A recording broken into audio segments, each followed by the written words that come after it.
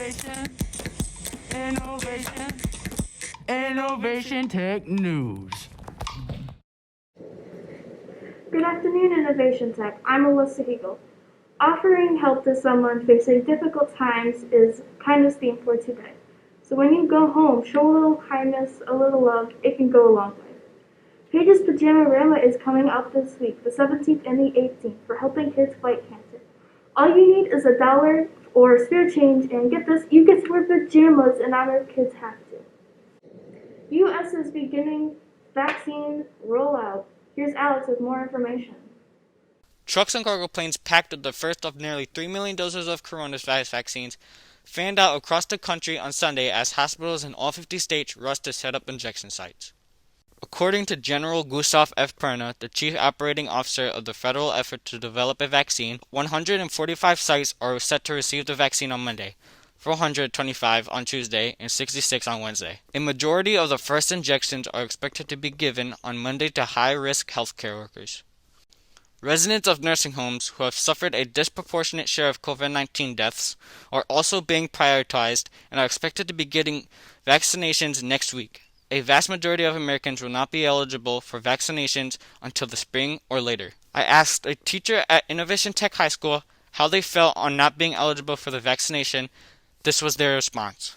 So I'm definitely worried about when people can have the vaccine. It's definitely something that I've been really worried about as a teacher. You know, we are constantly exposed to 100 students every day. And so as teachers, I think we might be slotted for phase 2.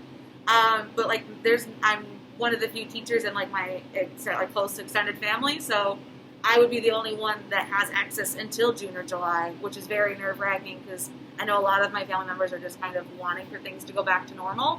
And the vaccine has that potential. So it really just depends on once everyone can be get vaccinated, that everybody does, so that we can move forward. I think this is going to be our best chance to get back to some normalcy. This was Alex at Innovation Tech News. Innovation Tech, out. The Pfizer vaccine has been approved by the CDC, but there is one person who so far has not gotten it, but could have easily. The CEO of Pfizer. CEO of Pfizer, Alex Beria, has reportedly not taken the coronavirus vaccine. Many are skeptical on its validity, though Beria says it is a moral dilemma. Do you feel that Alex Beria, the CEO of Pfizer, believes it is a moral dilemma and has not taken his own vaccine? If you're acting ethical, you're making sure that you're doing everything that you can for those around you, even if you don't know them, so that they can help survive through this time. He's trying to put out a vaccine, and a big part of it is public opinion and trying to get people to have confidence in this vaccine going forward. Him refusing to take his own vaccine is going to minimize people's belief in this vaccine. If he's not willing to do it, why would others? I think it's a little sus, not gonna lie. Like, if you're not gonna take something that you created but you expect millions of people to take, then I think it's kind of hypocritical. Here's Zach, not live from outside with the weather because we can't go live. Good morning. Here's reporting, not live, outside from my home to give you the weather. Alright, let's jump into it. So, for Tuesday's weather, it is going to be 27 degrees Fahrenheit. Very cold, please wear a jacket or a sweater. And for Wednesday's weather, it is going to be 30 degrees Fahrenheit. Are you lonely here at Innovation Tech and need friends? Well, you're in luck. Here's Vaughn with an interview with Ben from the freshman class. Are you struggling here to make friends at Innovation Tech? Well, I'll help you. I'll make some suggestions. Here's Ben. What brought you here to Innovation Tech? I just wanted to get away from the bad kids at my school. Never be nice at all and would always try to get into fights with people. I love it here. I love the teachers. I love my other students. The teachers help you so much here.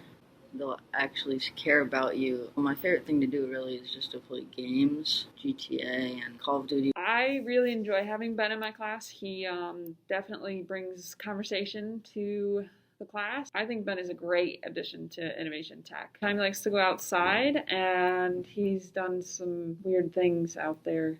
Snowballs and pine cones and trees, but Nothing out of the ordinary for freshmen. There you go. You heard it from Misfits and Ben himself. I say he's a pretty cool guy.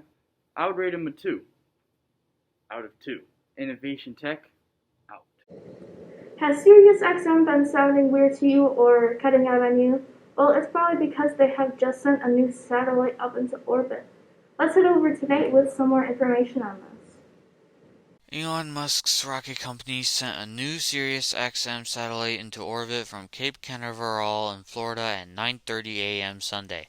The satellite is labeled SXM-7 and will replace the company's XM-3 satellite. The launch was originally set for blast-off Friday, but the launch got scrubbed with just 30 seconds left on the countdown clock. SXM-7 was built by contractor Maxar, which said in a statement that it will deliver the highest power density of any commercial satellite on orbit, sending more than 8,000 watts of content to the continental U.S., Canada, Puerto Rico, and the Caribbean, increasing the quality of signal for SiriusXM subscribers. Now let's go see what others think of this. Well, I think it's going to be great because I listen to Sirius all the time. Big fan of Shade 45. I have Liquid Metal right on my dial. So if the sound's going to be better, the sound's going to be better, and that's only going to be a good thing. Well, I think it's pretty cool. You get better sound quality in your radio station. It's always good to have better music quality. Back to you, Alyssa. It was a face-to-face match up Sunday night with football, with the Pittsburgh Steelers versus the Buffalo Bills. It was hot. It was tense. The fans were hyped, but you would have never guessed who won the game. Here's Diana with more on the story. This past Sunday, the Steelers and the Bills faced a face-to-face matchup. The Steelers said they were an untouchable team and that they see themselves heading to the Super Bowl. But for the past 2 weeks, the Steelers are getting crushed. They might still have a chance, but who knows what next week's game will look like.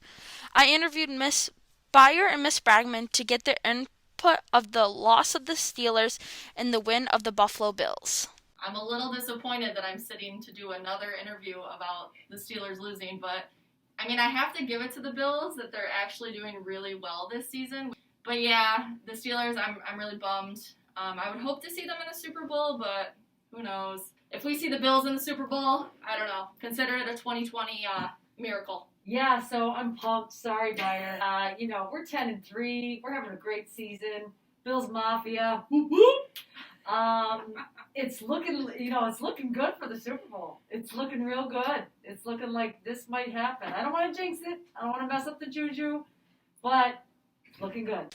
As you can see, Miss Beyer wasn't too happy, but maybe next week she might brighten up. And as you could tell, Miss Bragman was excited with joy. I think the Bills one was really important for us to get into the playoffs. I don't think I would see us going to the Super Bowl. I think Kansas City would be a better vote. I don't think the Steelers are going to go to the Super Bowl. They just had 2 really bad losses, and their coach just said that they were getting worse. As you could tell, she was very proud and excited for the Bills' win, as am I. Well, that's all for now. Let's head back to Alyssa with more. Innovation Tech, out. Disney had just made a huge announcement at its 2020 Investor Day, including updates on the new Marvel titles. Here's David with more on the story. Last week, during Disney's 2020 Investor Day event, Marvel announced over 20 titles for their upcoming MCU Phase 4 and 5. Some of these announcements, such as trailers for the Loki series and Falcon and the Winter Soldier, greatly stood out. I held a Google Forms poll with all the titles and shared it with the school to see what everybody was most excited about. Here are the current results.